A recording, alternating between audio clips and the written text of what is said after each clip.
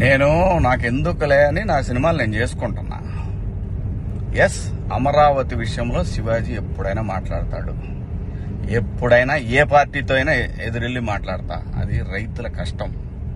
ఆ కష్టాన్ని మీరు మీ ఇష్టం వచ్చినట్టు ఎవరికాళ్ళు వాడేసుకుందామంటే చూస్తా ఊరుకోం.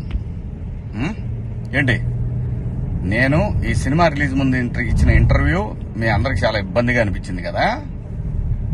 నేను ఎప్పుడైనా మాడతా గురు, ఎవడికి భయపడను. మీలాగా ఆడెవడో ఇచ్చే పేటీఎం డబ్బుల కోసం నా బతుకు నడిస్తే చాలులే అని అనుకుని పోయే రకాన్ని కాదు నేను.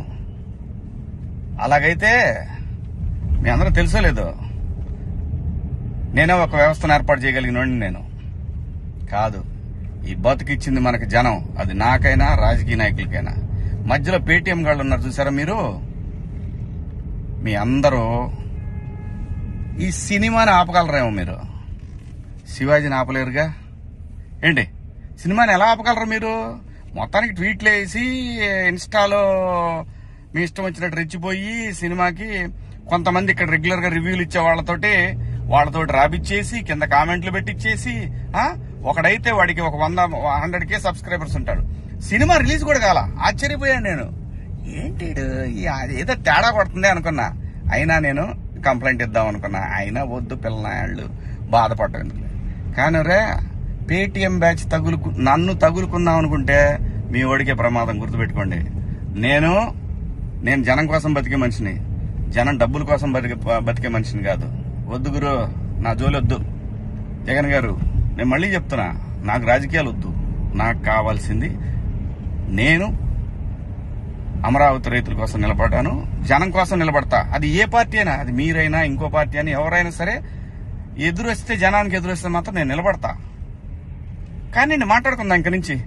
నేను డైరెక్ట్ గా అడుగుతా పీఎం గారినే, ఈ దేశంలో సిబిఐ మీద నమ్మకం ఉండాలంటే, సిబిఐ మీద నమ్మకం కుదరాలంటే ఫస్ట్ కేసులను రాజకీయ నాయకులందరినీ కూడా పక్కన పెట్టి, రాజకీయాల నుంచి పక్కన పెట్టి, వాళ్ళు మంచోళ్ళ చెడ్డోళ్ళ అని తేలిన తర్వాత వాళ్ళని పాలిటిక్స్ లో ఉండే విధంగా చేయగలిగితే బాగుంటదని పీఎం గారిని కూడా అడుగుదాం అనుకున్నా. ఇక నుంచి మిమ్మల్ని రోజు అడుగుతా. ఇక నుంచి మీకు రోజు నా జోలు రావద్దు.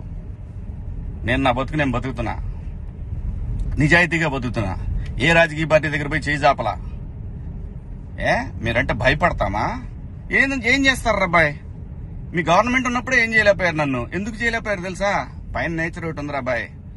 రప్ప ఇవన్నీ బాగుంటాయి వీడియోల్లోనూ వాటిలో చూసుకోవటానికిను ఎగేసుకొని మనం భుజాన రేపేదో జరుగుద్దని ఊహించుకోండి. మనందరికంటే ప్రకృతి గొప్పది రాబాయ్, గుర్తుపెట్టుకోండి.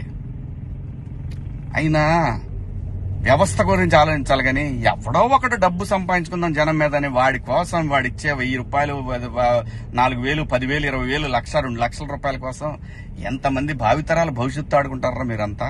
బుద్ధుందంటారా మీకేమన్నా? మనందరం ఏమి లేకుండా ఇంత దూరం వచ్చాం కదా. మాట్లాడుకుందారా బాయ్, రేపు నుంచి మాట్లాడదాం మీ నాయకుడి గురించి, మీ పేటీఎం బ్యాచ్ గురించి. ఇంకా ఉన్నారు తీస్తా. ఇప్పుడు దాకా సైలెంట్ గా ఉన్నా నేను. మీరు నా బతుకు దాకా వచ్చారు చూసారా, ఒక్కొక్కటి చూద్దాం, మాట్లాడుకుందాం రా బాయ్.